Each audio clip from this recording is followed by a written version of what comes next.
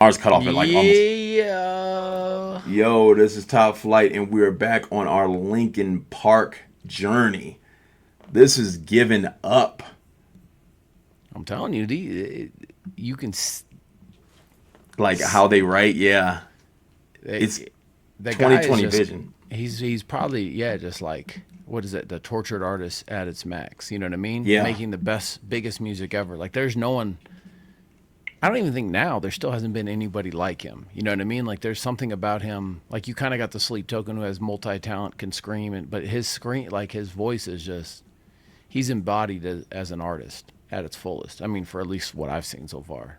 Yeah, he's like to me, as far as like artists that I know, because I didn't really know Linkin Park. I wish I would have known. I wish I would have paid attention growing up because this is in like my time, like of me being in like middle school and high school. So it's like I should have paid attention. But like during, I paid attention a lot to, as I said, like Tupac, and which I think Tupac should be like a little bit before them. I'm thinking.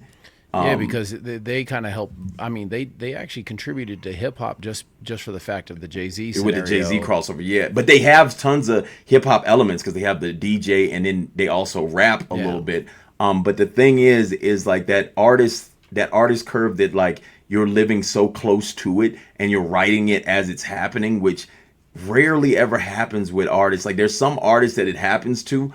I guess you can kind of say I'll say from the tragic angle, not from like, because some people write the love like directly and they can write love or breakups directly, stuff like that. But as far as like the tragic situations that's going on with how their life ends up, they wrote it like directly. Like it's like they're like penning it as it's happening, which is like scary to even think because a lot of people write like this, but then I don't know what, you know what I'm saying? Like it matters how close you are to it. Are you writing in like past tense, or are you writing as it happens? You know what I'm saying? Yeah. Which is crazy to see such a level of artist with him being like able to write as it happens, which is like, this is it's very eerie if you really think about it, but it's like it's the highest form of artistry, and I get why people are so like attached and love Linkin Park so much, because this is like it's just like the Tupac situation with me and Tupac. You know what I'm saying? Like and that's like my main guy, and it's like I'm like locked in, you know? So I get it now because I'm kind of like, yo, like this dude's like, he's like writing his future and everything and how he feels, and it's like perfectly written from brain to pen, which is amazing as a writer. Let's get into this Giving Up.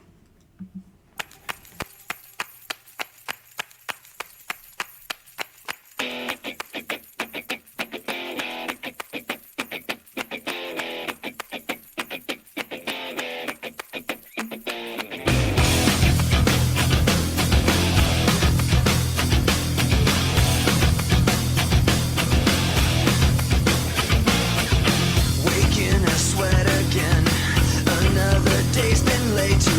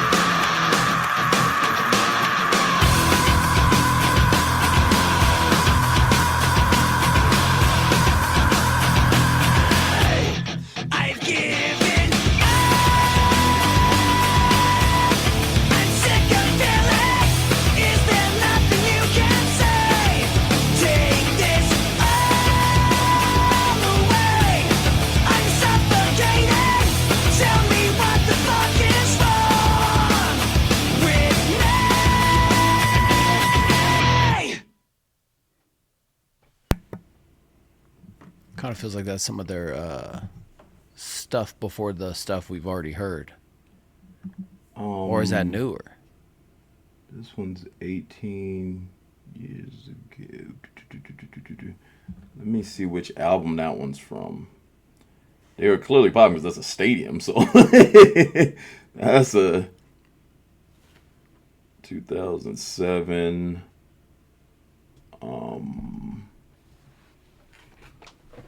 Turn something on. I feel like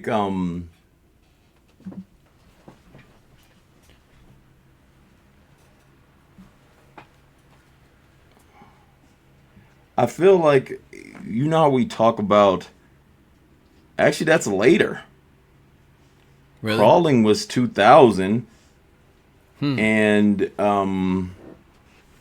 this one right here, Giving Up, I guess the video kind of had like a more old was school 2007. They just vibe. had that was 7 years after. So I knew because they had to. You see that stadium? Well, yeah, it's like they had to be like because doing stadiums, you have to be already peak. You know what I'm saying? So, but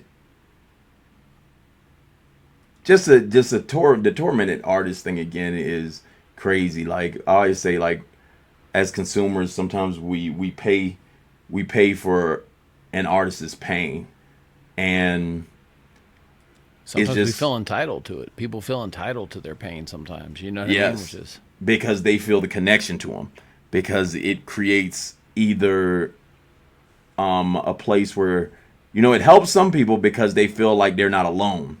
Yeah. But then the weird thing is you put like the person who's actually the artist, they put themselves in a space to almost be like a martyr because they're in a space where this is with anything, like whatever you write about as an artist, you can get so close to it that you believe it fully, and it's no way it's not true because people are chanting you forward. Yeah. You know what I'm saying? And like we never been super famous, but you can tell like when people chant forward some of your, I guess you can say like whether it's your mental illness or your flaws or whatever like that, when people push them forward, sometimes you can get caught up in pushing them to the limit yourself because you'll almost go all the way over just because you almost are like I guess you can kind of say you can get lost in it. I've been lost. Yeah, you get lost in it because you're championed. Yeah, it's championed almost to a certain extent, which is like an odd effect, which I don't know how to like. It's hard to understand, I guess, from a fan's perspective because a fan would probably look at this and be like, it feels like it's blaming fans, well, but like it's like society does it. If you work at a job and you become, you go from the bottom and you start moving up the ladder and you get to like the boss or the manager. You feel like a boss. Sometimes that can get to your head. Now, not everybody, but a lot of times you can get lost in thinking, oh, I'm so much special. I'm better than everyone. I did this at work. And you get lost in it. And whatever belief you wish you had and grow to have, it's just like you give someone with bad morals money. Yeah. They're gonna just take it to that next level. So, and whether it's sometimes it can be addiction, it can be like gang banging, it can be any of these things. Like if someone's trapped in it personally in their regular life, and the industry just puts money behind it because the industry doesn't care. The industry's ruthless. The industry's going to pay more and more for it because they see the connection. And that's the crazy thing because the industry sees that you are attached to it. So the industry goes like, put all the money behind this, and that's the only thing you should push consistently. And then where you are as a human is you're in your own mind already. So then now it's just amplified with millions of dollars. You know what I'm saying? It's just amplified to the most. And that's scary right there. And this is just one of those situations that's like scary to even like, it's just scary, but it's like, they're so dope. You know what I'm saying? Like they're so dope. And it's like, it's just scary though, you know? Yeah. So for those who have been following Linkin Park, and actually come to this channel, how many of y'all are fans or like we discovered probably a higher level of Linkin Park through Jay-Z? How many of y'all discovered Jay-Z through Linkin Park? Is that just a minimal amount? Yeah. You know, is it a lot of you? Is it some of you? Is it like, who cares? You know what I mean? Because I feel like when Linkin Park collaborated with Jay-Z, I think Linkin Park was much bigger at that time, right?